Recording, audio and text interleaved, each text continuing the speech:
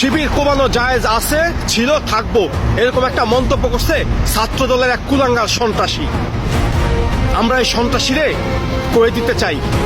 এরকম বাংলাদেশ দেহনের লিগা ওই গণহত্যাকারী শেখ হাসিনার হাত থেকে বাংলাদেশকে রক্ষা করা হয় নাই।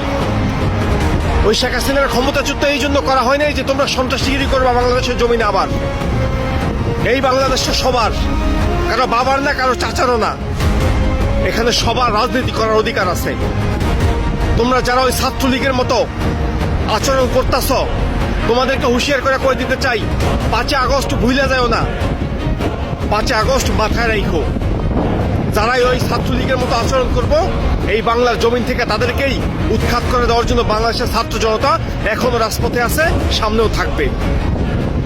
গত 17 বছর কাল বালটা ফেলাইছিলে তোমরা। ছাত্রলীগের বিপরীতে দাঁড়ায় তো তোমরা কোনো হুঙ্কার দিতে পারো নাই। তোমরা মাইর খাইছো আর আমরা প্রতিবাদ করছি সোশ্যাল প্ল্যাটফর্মে আইসা তোমাদের হইয়া। আজকে ছাত্রলীগ মাঠে নাই, তোমাদের আজকে দাপটে পাচন যায় না।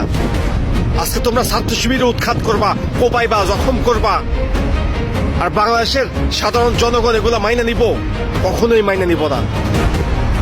যারাই ছাত্রলীগের মতো আচরণ করব তাদের 20 দাঁত ভাঙিয়ে দেওয়ার জন্য আমরা সাধারণ জনগণ প্রস্তুত আছি। আমরা চাই এই বাংলাদেশের সবাই স্বাধীনভাবে রাজনীতি করুক, হোক সেটা জামাত, হোক সেটা বিএনপি। গণহত্যাকারী খুনির দল ছাড়া সবার অধিকার আছে এই বাংলাদেশে রাজনীতি করার।